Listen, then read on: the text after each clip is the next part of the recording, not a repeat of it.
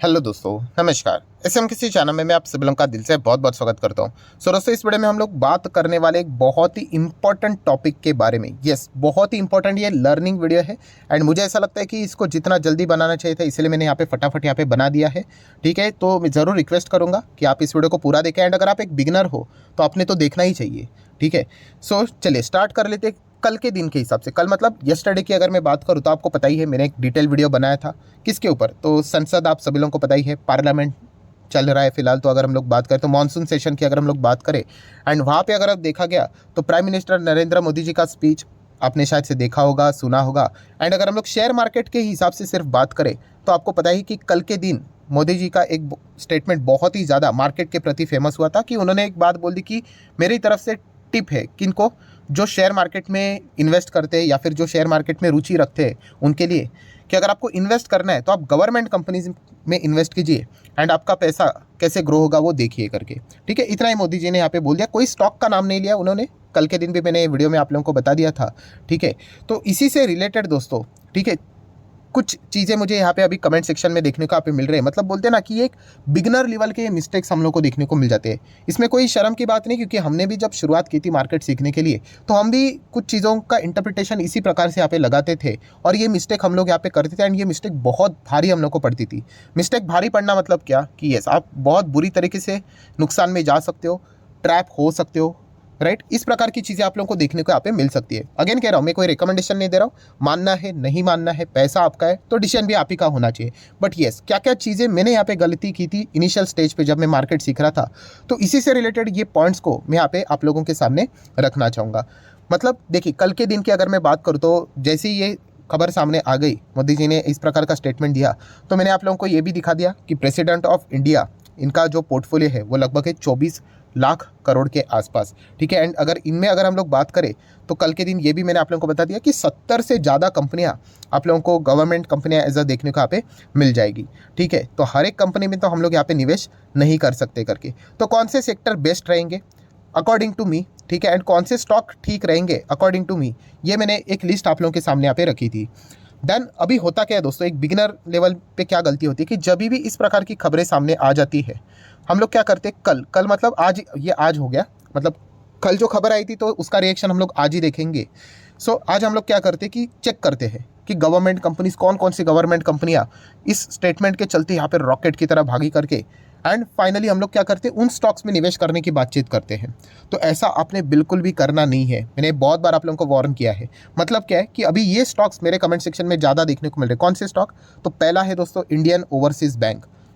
कितना भागा है देखिए, 14% से ज़्यादा ज़बरदस्त तेज़ी देखने को मिली है, इसमें कोई शक की गुंजाइश नहीं है।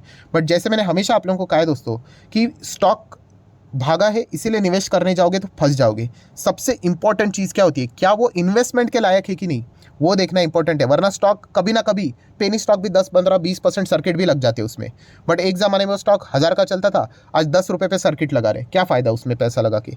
तो ये देखना बहुत इंपॉर्टेंट है। तो जो भी व्यक्ति कमेंट ये कर रहे हैं कि क्या इंडियन ओवरसीज़ बैंक सर इतना मस्त भागा है, यहाँ पे क्या जाना चाहिए, दोस्तों आप सिर्फ मैक्सिमम चार्ट पैटर्न ओपन करके देखिए इन स्टॉक्स का, कुछ दम नहीं है। मतलब ये ट्रेडिंग वाले स्टॉक है, इन्वेस्टमेंट वाले नहीं है। ये मैं कितनी बार आप लोगों को समझा चुका हूँ कि इन एक्टिविटीज़ को समझिए कि ट्रेडिंग वाला कौन सा स्टॉक है एंड इन्वेस्टमेंट वाला कौन सा है।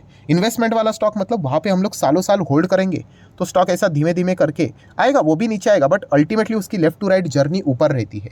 और अगर ऐसे स्टॉक में अगर आप जाओगे, क्या ये इन्वेस्टमेंट वाला स्टॉक है? बिल्कुल भी नहीं। बीच बीच में होते रहेंगे, डबल होंगे, सर्किट लगेंगे, बट ये लगातार नीचे यहाँ पे आते रहते क्योंकि ये फंडामेंटली वीक है, इतने ज़्यादा स्ट्रांग नहीं है। तो इसलिए ये एक दिन की तेज़ी देख के इन स्टॉक्स में अगर आप जाने का विचार करोगे, आप अटक सकते हो। जाना ही नहीं जाना, जैसे मैंने शुरुआत में बोला था, वापस कहना चाहूँगा, वो आपकी मर्जी, पैसा आपका है तो डिसीजन भी आप ही का होना चाहिए। देन अगर हम लोग बात करें कुछ और भी स्टॉक है उनके ऊपर अभी हम लोग आ जाते, बट उससे पहले ज़रूर कहना चाहूँगा कि कल के दिन का वीडियो ज़रूर आप लोगों ने देखना है, जो फ्री स्टॉक मार्केट क्लासेस के ऊपर आने वाला है। ठीक है, इस चैनल को अगर आपने सब्सक्राइब नहीं किया तो करके रख लेना, बेल आइकन को भी हिट करके ऑल जरूर सेलेक्ट करके रख लेना। इस चैनल का लिंक मैंने ऊपर आई बटन पे नीचे डिस्क्रिप्शन में दिया है। कल सुबह ही शायद से वीडियो यहाँ पे आ जाएगा, बहुत ही ज़्यादा इंपॉर्टेंट है। सो ज़रूर कल का लेक्चर मिस नहीं करना है।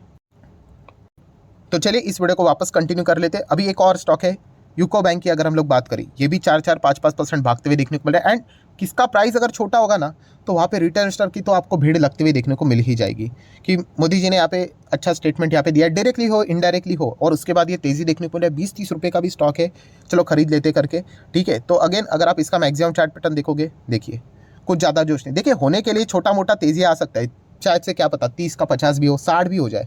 बट अगर जैसे मैंने हमेशा आप लोगों को एक चीज़ सिखाई है, ऑलवेज किस चीज़ के लिए हम लोगों ने डिसीजन लेने होते हैं, यस वर्स्ट चीज़ के लिए हम लोगों ने प्रिपेयर रहना होता है यहाँ पे, and hope for the best. Worst क्या है कि मान लीजिए अगर कुछ मार्केट में हो गया, कुछ भी होने के लिए कुछ भी हो सकता है, किसी कंट्री ने पुतिन ने फेंक दिया बॉम्ब, न्यूक्लियर अटैक कर दिए, क्या पता, ठीक है, इसके चलते पूरे बाजार में तबाही मच जाएगी। तो ऐसे स्टॉक जब नीचे आएंगे ना, दैट्स इट, गेम ओवर, फिर ये वापस खड़े नहीं हो पाते हैं, फिर ये छोटा मोटा जंप दिखाते रहेंगे, ठीक है। एंड कल के दिन जो मैंने आप लोगों को फंडामेंटल स्ट्रॉन्ग स्टॉक्स दिखाए थे वो गिरेंगे, बट हाँ वहाँ पे कमबैक होगा। कमबैक वाले स्टॉक चाहिए दोस्तों, ये चीज़ को ना गार्ड बांध लो, वरना प्रॉब्लम क्या हो जाएगा, ये ऐसे एक एक दिन की पारी अगर आप देखोगे इन स्टॉक्स की, तो हर एक स्टॉक अच्छा लगेगा आपको, ठीक है। तो ये गलती बिगिनर लेवल की गलती होती है, इसको बिल्कुल नहीं करना है। ऐसे बहुत सारे स्टॉक है, अभी सेंट्रल बैंक ऑफ इंडिया देखिए 6-6.5% भाग गया, 30 रुपये का है, ठीक है। मैक्सिमम चार्ट पैटर्न देखेंगे कुछ भी नहीं है, यहीं पे घूमता रहता है, घूमता रहता है। मतलब जिन्होंने अभी तक निवेश किया है 100 के आसपास एवरेज पकड़ लेना, वो आज तक इंतजार ही कर रहे हैं, 10, 15, 20 साल हो गए, ठीक है। तो ये गलती आपने बिल्कुल भी यहाँ पे नहीं करनी है। बीच बीच में होगा ये 30, 40, 50, 60 भी जा सकता है,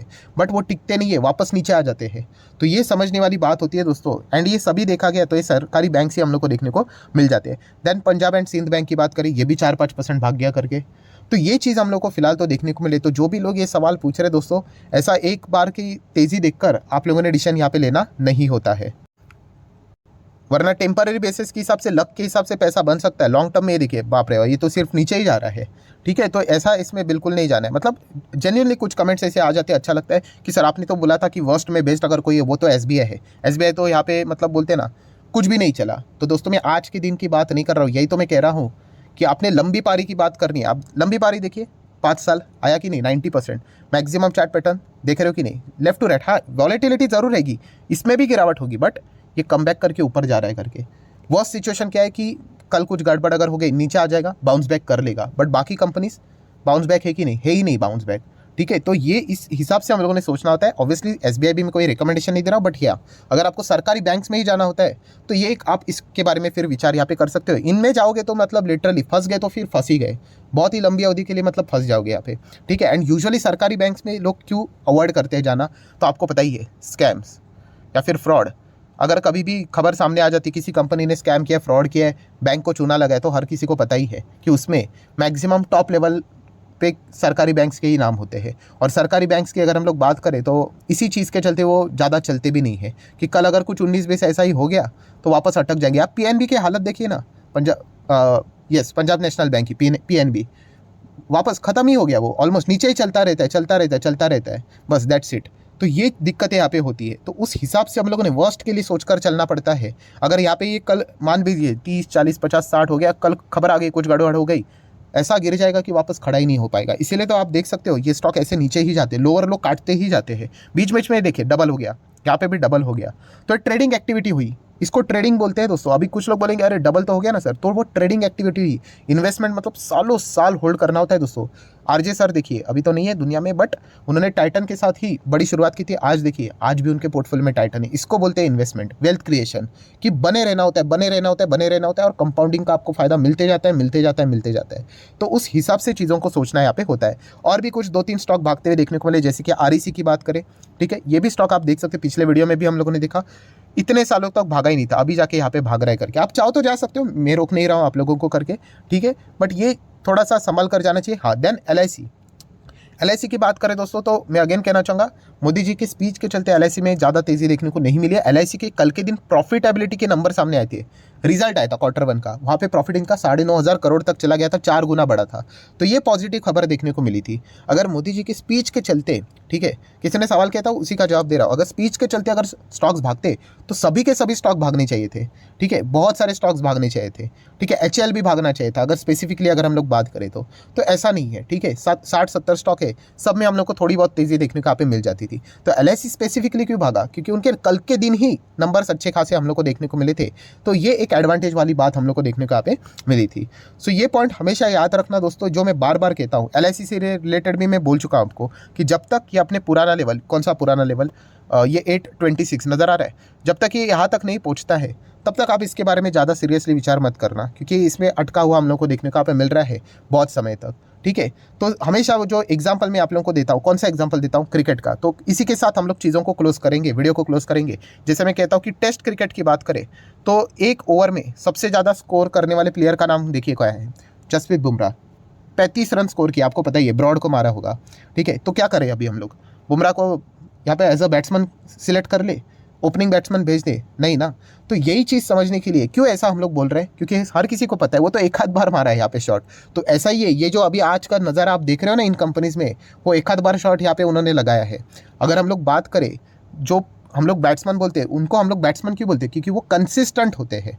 ठीक है, तो कंसिस्टेंसी वाले स्टॉक देखने होते हैं दोस्तों। ऐसा नहीं चाहिए कि एक आध बार खेल लिया, सेंचुरी लगा दी और उसके बाद 20 मैच तो आउट ही हो रहे हैं सिर्फ। तो ये सबसे इंपॉर्टेंट चीज़ यहाँ पे होती है दोस्तों। एक बार यहाँ पे तेज़ी देख ली, 15-20% वो कोई भाग लिया करके, अगर वो कंसिस्टेंट होता तो इतना थोड़ी ना नीचे होता। ये देखिए, मैं इस स्टॉक की यहाँ पे बात कर रहा हूँ क्योंकि ये सबसे ज़्यादा आज यही भागा था, 14%।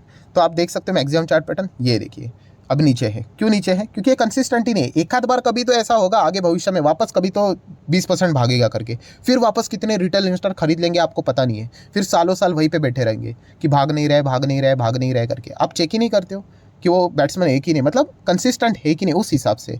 ठीक है, जितना हो सके मैं आसान भाषा में आप लोगों को इन चीज़ों का एग्जाम्पल, क्रिकेट का एग्जाम्पल हर किसी को समझ में आता है, इसलिए थोड़ा सा मिक्सअप करके यहाँ पे बता देता हूँ।